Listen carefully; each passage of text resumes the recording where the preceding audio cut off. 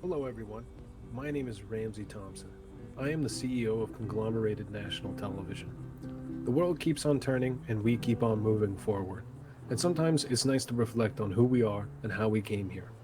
I seek out some of the most interesting people we can find, whose history may be a mystery to most. Follow me as we try to share the world through my tinted glasses.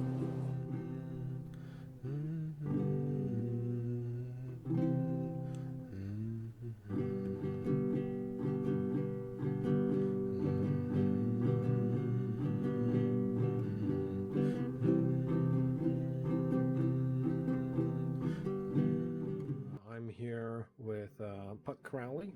We're overlooking River City.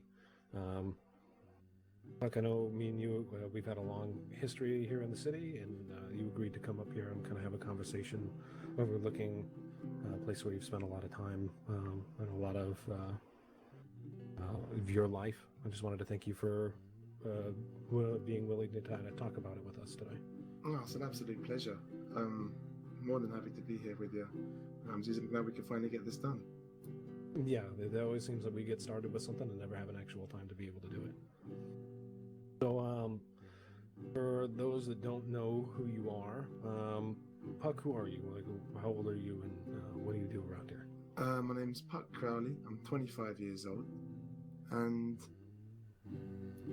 I mostly just fuck around, to be quite honest. Lots of miscreancy, nefarious deeds, and looking after this place takes up most of my time, making sure that the shop's running smoothly and people are showing the respect they should be showing. Right. Well, you weren't always kind of protecting over this place. I remember, a few months ago, me and you were talking about doing some TV shows and things like that, and things were all kind of new. At that time, where were you coming from then?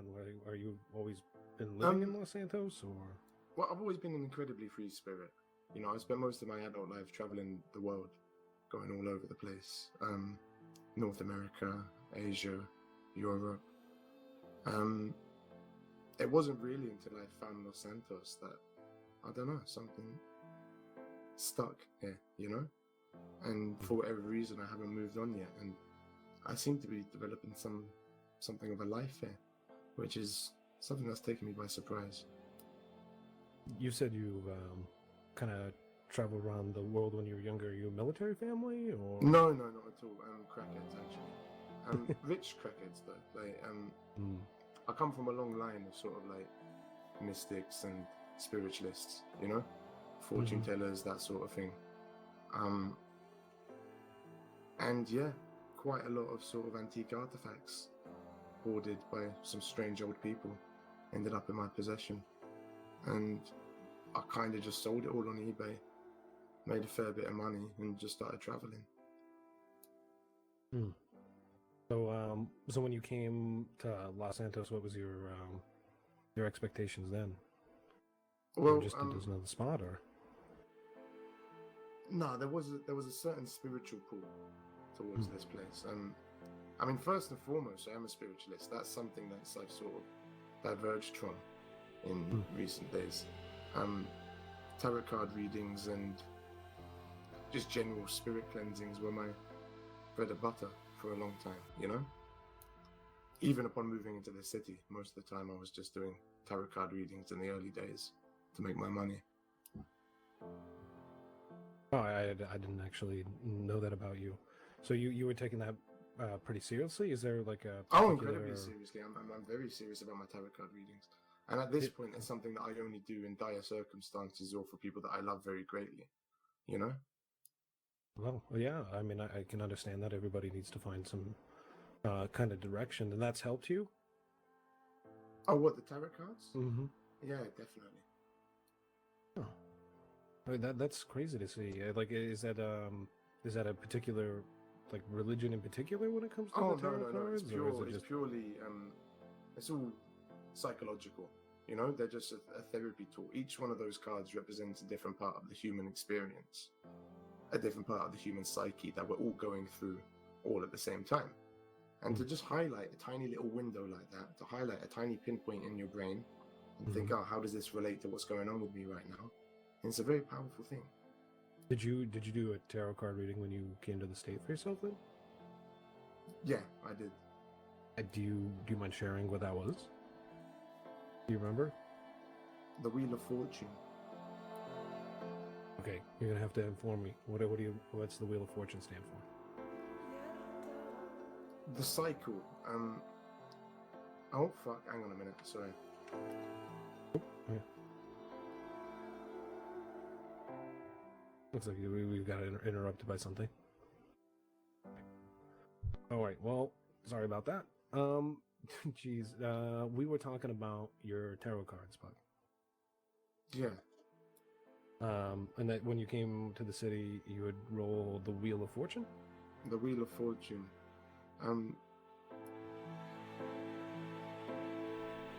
Ever changing. The wheel is always moving. The wheel is always spinning. We're always at a different point in the wheel, you know? Mm-hmm. Okay. So is it just like a symbol of change then, or Transformation and progress. Okay. So, out of curiosity, do you mind sharing what your most recent one was? Honestly, I don't really do much reading for myself anymore. I read for situations. I read for people around me. As for myself, no. I mean, I did this one the other day with Maud. Mm-hmm. And like the it's the local first tarot time card I've guy ever now. got my card read by another reader. So something that I don't usually do because I don't know. Bad juju. Yeah, and it's sort of like any interpretation they come up with, you can't help but interpret it yourself in your own different way, you know? Right. How did that go? Was that a good reading? I don't know. Yeah, it was alright. It was alright. It was It wasn't just Black Death the whole time. no, not at all. It was I see actually cancer in surprisingly your accurate. future. I mean, so look, the cards were very accurate, but the reading I got, the way that they interpreted it for me, I didn't really identify with. But when I went away and sort of read into it myself, it made a lot of sense, you know? Okay, that makes sense. So, that's like a ritual for you when something major happens? Yeah, or when I'm tasked with something. When I feel something ahead of me, I just pull a card and then think about it a bit, you know? Yeah. When you came to the city, you were pretty freewheeling. I remember that. You don't seem so freewheeling anymore. You seem like you've gotten quite a bit of responsibility. Do you want to describe like how that happened? Like what's going on? What's the major things that happened that you've kind of changed you since then? One of the first tarot card readings I ever did, the first person who ever phoned me up and said I'd like to get my cards read was a woman called Tara Reiser. And since then we've fallen in love, and everything I do is, I don't know, for her, you know, every move I make now. That seems like a pretty strange thing from somebody who's used to moving and doing things a lot. It's the power of love. It's the power of surrender. You know, when you find yourself in a position like that, it's a very powerful thing, and you can utilize it. You know, that state of love. I mean, from what I remember, you were quite the stallion. You wanted to not be under anybody's thumb. So she's done right by you in that way, then. Well, how would you describe that? I mean, she's the most powerful woman in the city, you know, in my eyes. And I wouldn't be where I am today without her. I mean, and just that's for the sort fun of of like it. That's what sort of tightened me up. That's what's got me to focus. And this place, obviously, but I wouldn't be at this place if it wasn't for her.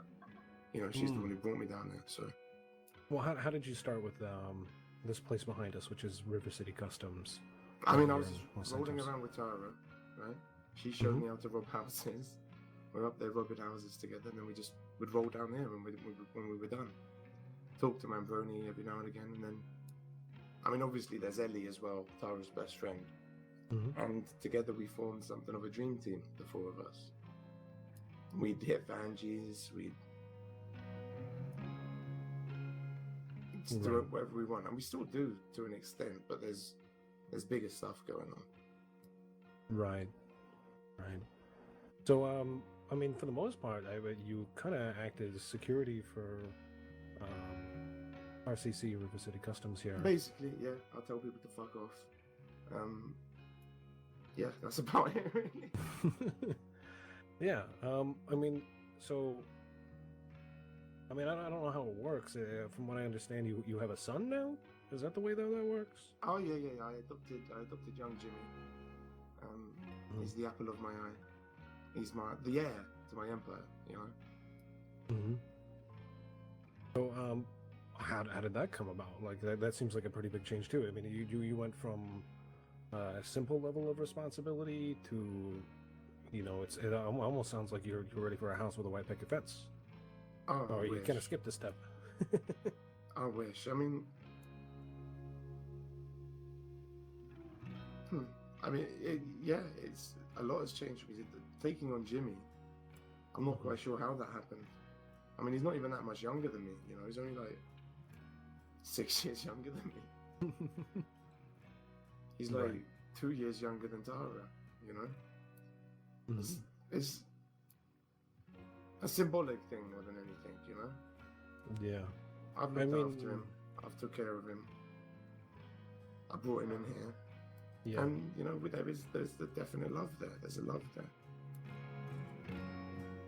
You know, the hard-hitting question would be, you know, how do you compare this with your family? You know, your biological family and how I mean, you live. I barely saw them, you know?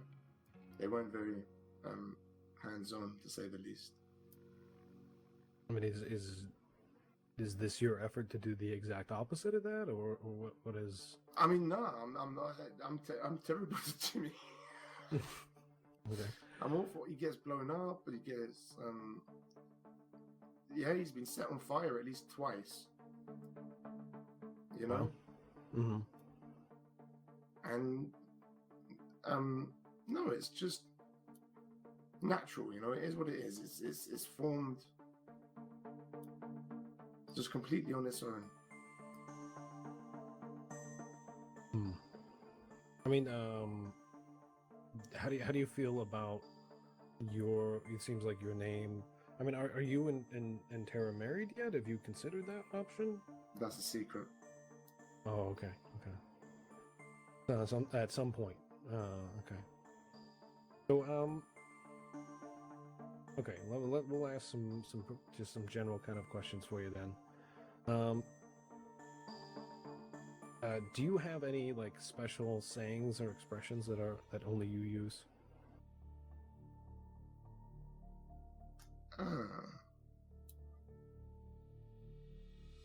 Let me think about that one a minute. Yeah. That makes sense. I don't know about you, but people, I find people using my it's time to make like a leaf, make like a tree and leaf out of here. I find people using that a lot for some random reason. I don't know why. I mean, it's a classic. You know, it's a classic. A saying or phrase that I say a lot.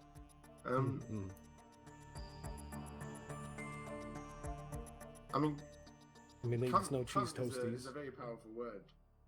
Just cunt. You know? Yeah. And you just like calling. Oh, because you guys aren't really allowed to say it. You know, it doesn't sound right when you guys say it. It sounds nasty, but right. Is that the thing you're known for? You posterity. Calling people cunts. I mean, yeah. I know Buck Crowley. He called me a cunt once. No, I mean, yeah, that's true. That's true. Some of my best friends.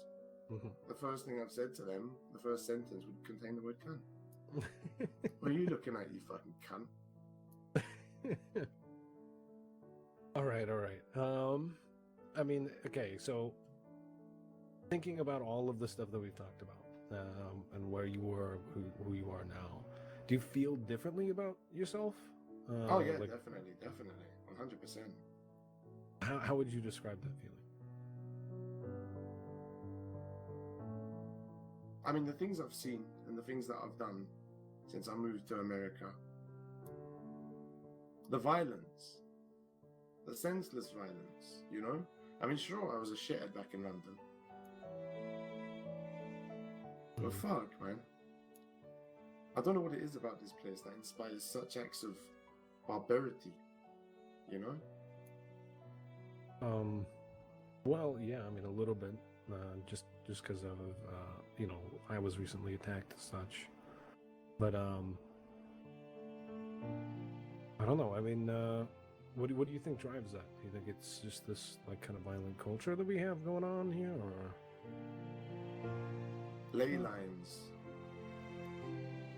Yeah? You think know it's what they just are?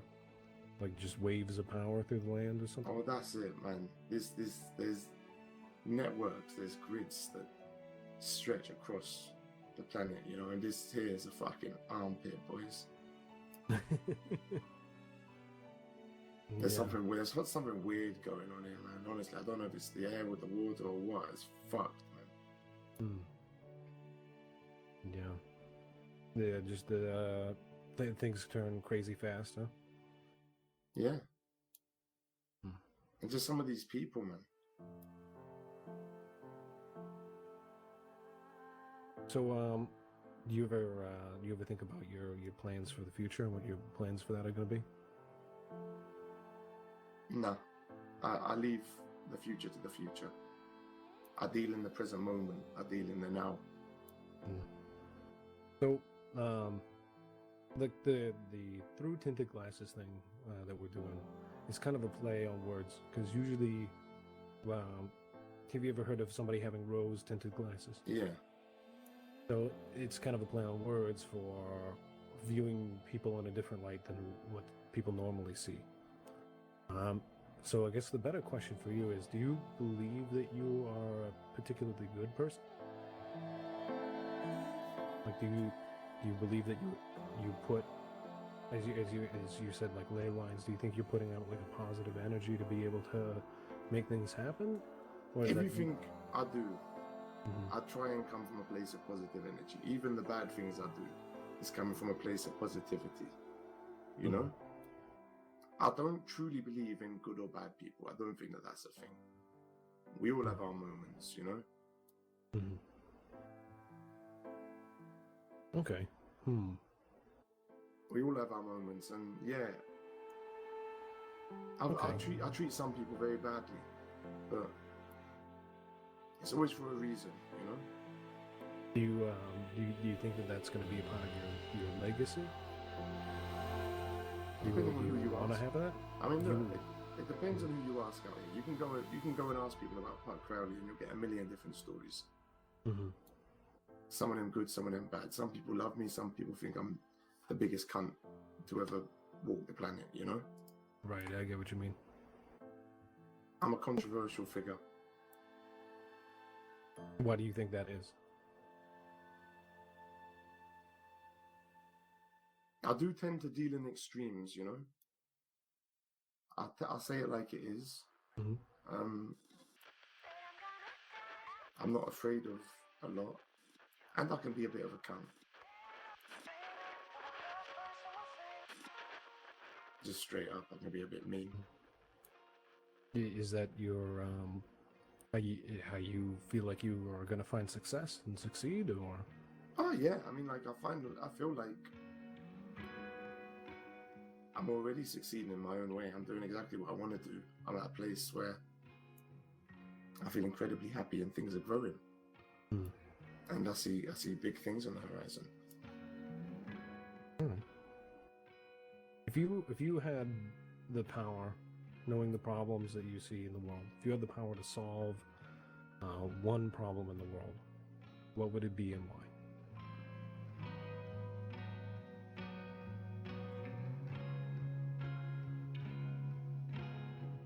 I feel like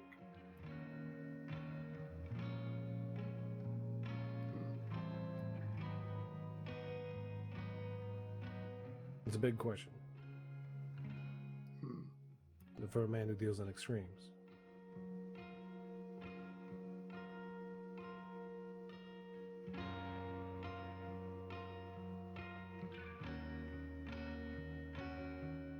You know what? People, they're really dumb, aren't they? Education. Yeah. It's hard to find a good fucking conversation. It's hard to find people who can fucking talk things out, you know? And a lot of the time, that's why things are drawn to violence so often. Because people can't fucking talk things out. 9 out of 10 times, when I'm given the opportunity to sit down with someone and talk things out, it's ended completely amicably and we've walked away as friends, you know? Mm-hmm. Whenever that doesn't happen, it's shooty time. People need to learn how to communicate. Right. I mean, it's a common adage where I'm from, where all violence is a failure to communicate. That's it, right? Someone once wrote on that wall down there. I don't know who it was, but it was there for a couple of days, and I just stare at it for ages. It said, "Communication is the key to survival," and it's true. I mean, you look at this city, right? You look at who's lasted. You look at who's fallen away. It's always a matter of communication.